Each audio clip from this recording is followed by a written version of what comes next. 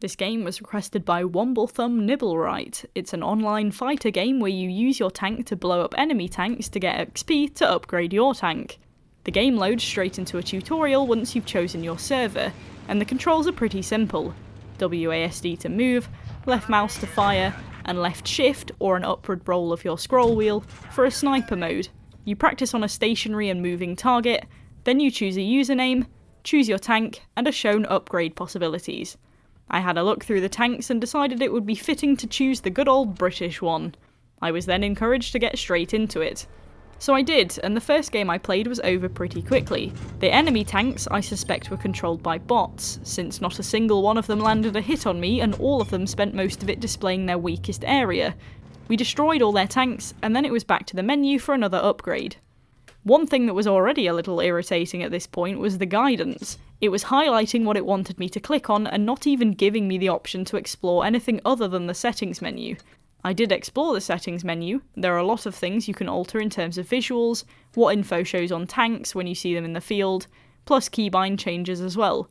But I wanted to have a look at the upgrades menu and what you could get and what it affected, but it wouldn't let me do that, so I just followed the game's lead and played along with another 2 matches, which were held on the same map and finished in a similar time span.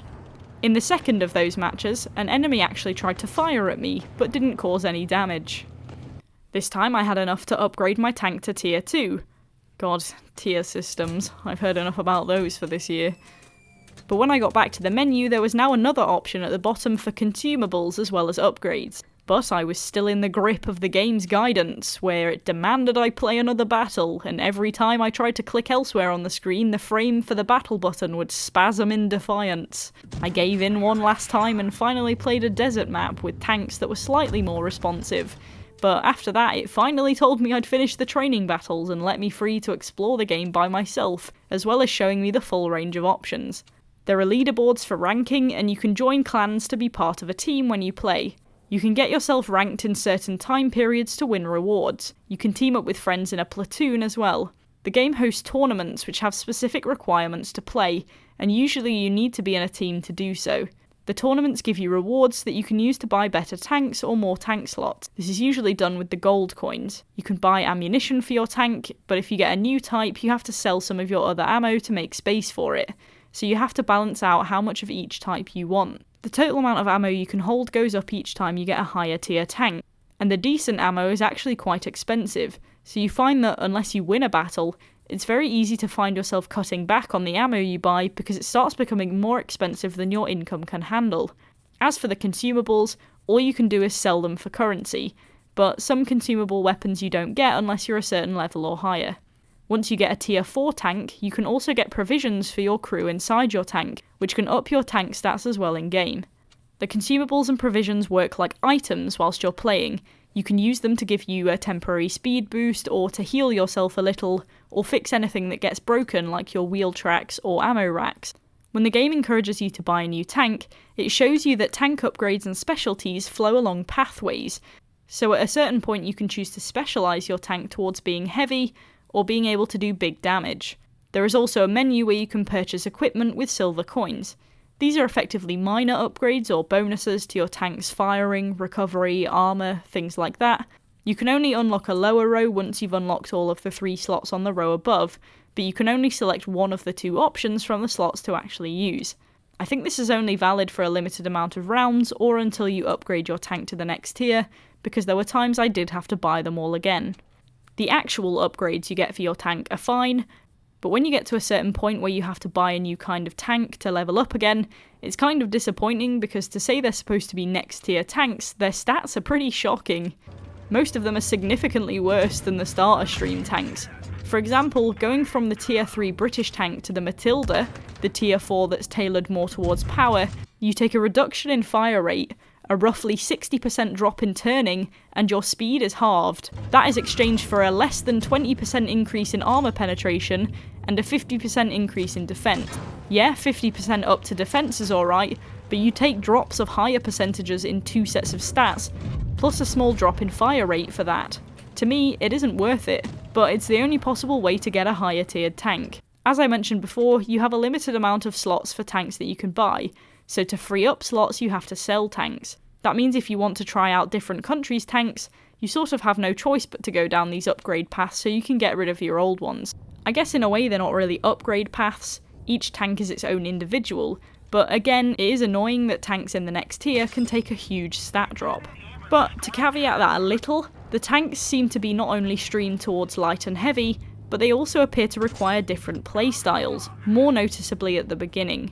I tried a few games with the EU tank, and after seeing its stats I realised it lasted longest playing with an almost sniperish playstyle, taking shots from long range and hiding behind obstacles to avoid taking damage. Its defence was horribly poor, and there were occasions where if any mid to close range tank got near me, I was screwed and ended up in shards.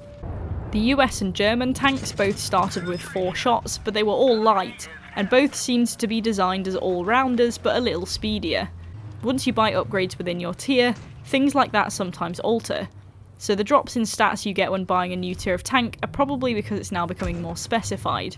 Not that that's really better than an all-rounder tank, because all of them seem to go that way, but what can you do about it? The game also has its own equivalent of a battle pass. It's called an operation, but it functions in a similar way, that the more battles you play and the more XP you get, you unlock rewards. But if you pay for a premium account, you get better rewards and boosts that help you level up faster. You can earn contributing pieces towards limited time premium battle passes in-game. Effectively, you earn pieces of a ticket that give you access to premium for, say, 9 hours. Times will differ, but you can still get some access to premium if you don't want to pay. Other than that, the game really has all the standard stuff you would see in a free-to-play MMO, such as a store, loot boxes you can buy, daily missions to earn rewards, and boosters and various other things. I then went and tried another game with my newly upgraded tank, and I think ended up with a mix of bots and actual players, because I was having a decent skirmish and sadly ended up dying, but then the most annoying thing in the world happened. You can win the games either by killing all the enemy tanks or by capturing a point, which you just do by sitting on it. My team was also a mix of bots and real people, and for some stupid reason, the bots just pick a position to sit in and refuse to move.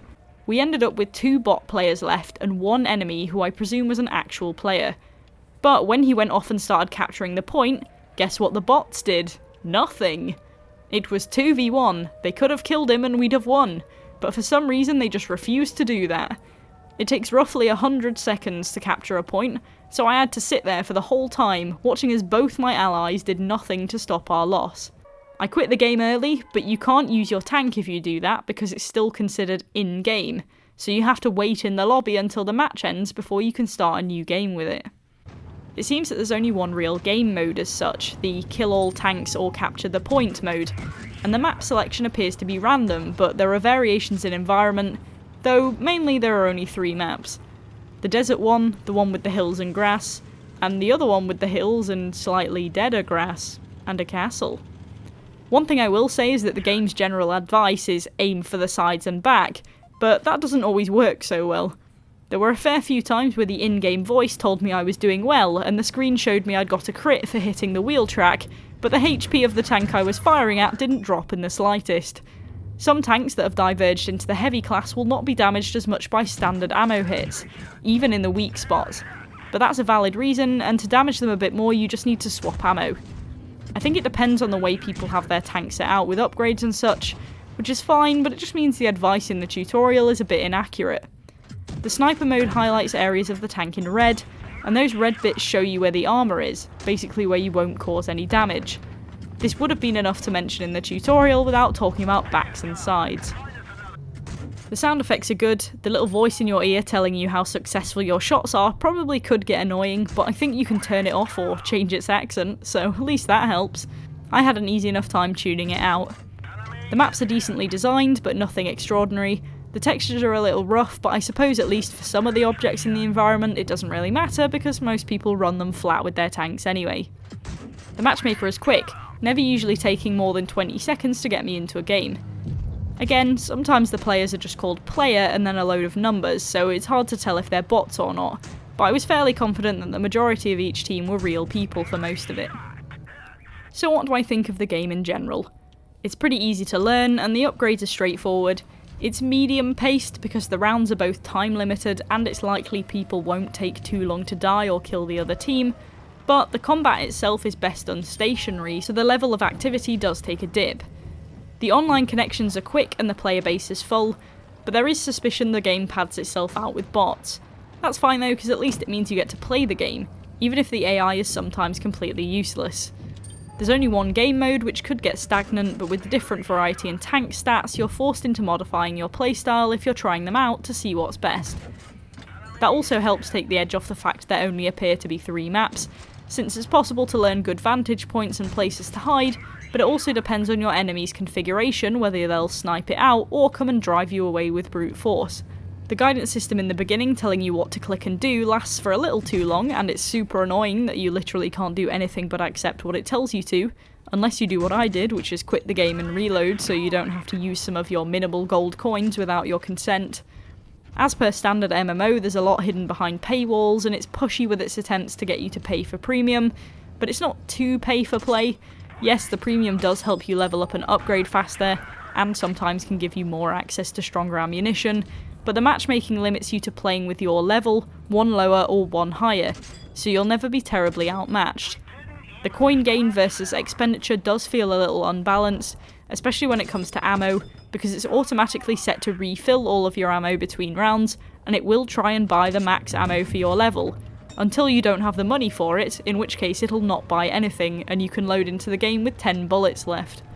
The upgrades do their job and the tutorial is pretty helpful. There is one feature in particular I like, which is this area of the profile, where you have basically an appraisals and complaints section. If you get rated badly by people you play with for being a troll or purposefully useless, it can actually rack up penalties for you, which is a decent deterrent for potential game wreckers. Everyone I played with was alright at least anyway, so it either works okay or all of them were bots. It's a decent game with some variety, not loads, but space for progression and collecting tanks. It does have potential to lose its flair with the limited maps and only one game mode, but on first play I managed to get 3.5 hours out of it, so it wasn't terrible. The game is being constantly updated, so chances are the map variety might increase over time. It's pretty fun to blow up other people's tanks and try your best to survive.